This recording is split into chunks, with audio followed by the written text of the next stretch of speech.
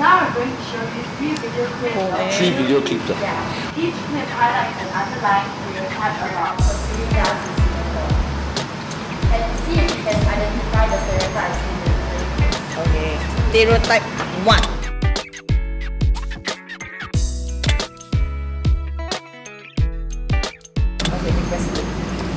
Have you considered pursuing a career within dance?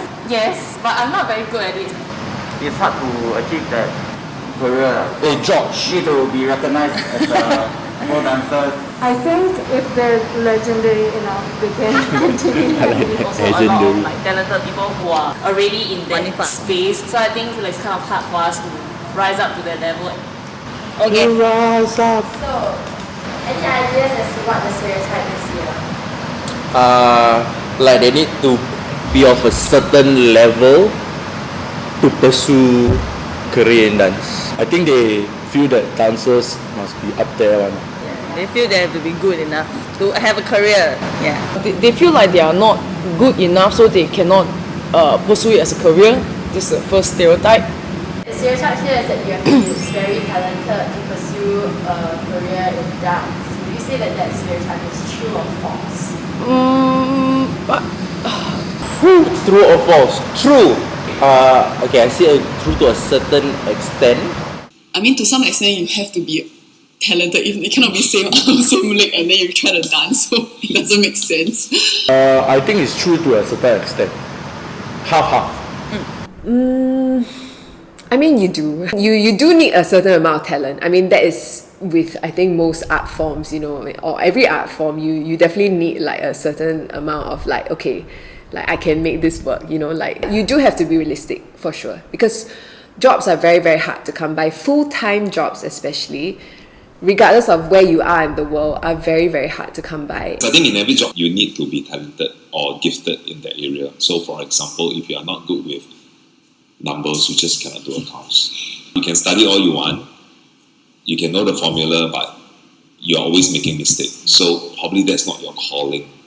If you are not creative, it's not that you can't, it's hard to be in the creative industry.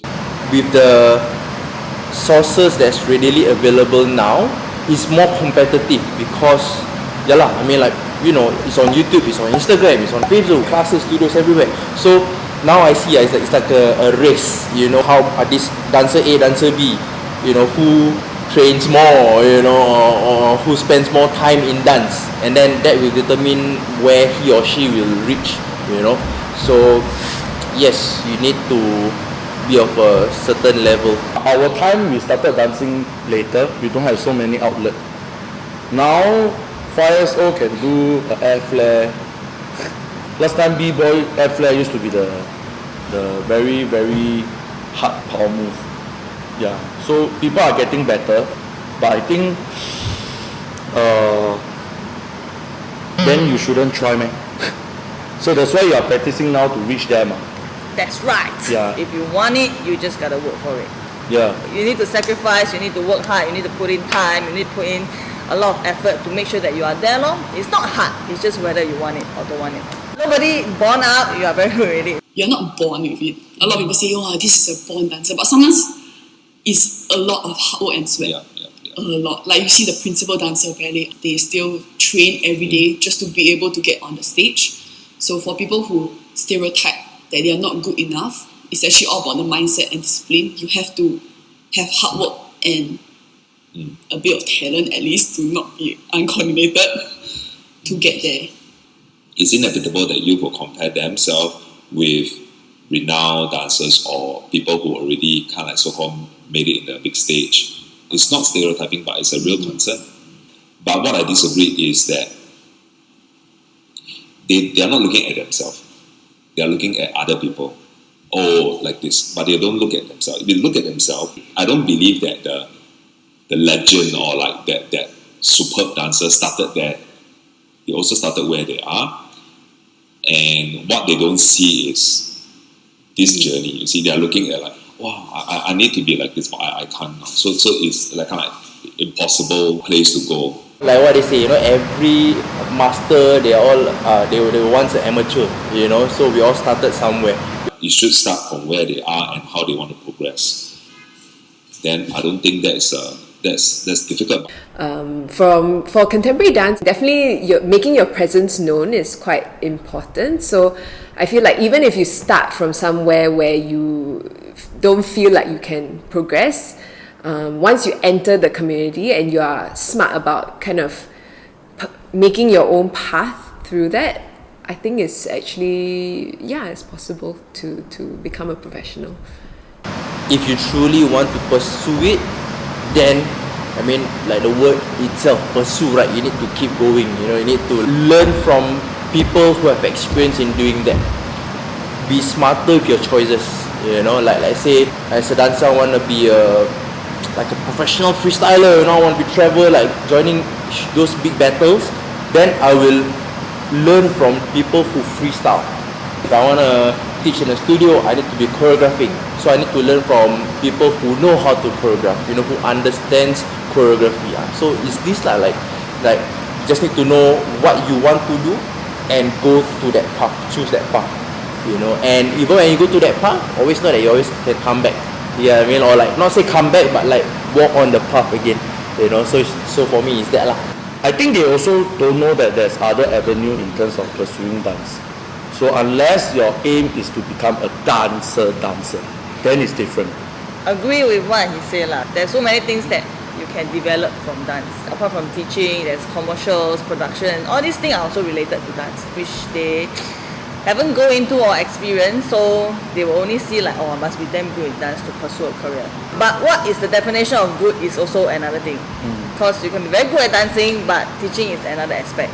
The best dancer might not be a good teacher, and the good teacher might not be the best dancer. So it depends on which career path you want to take.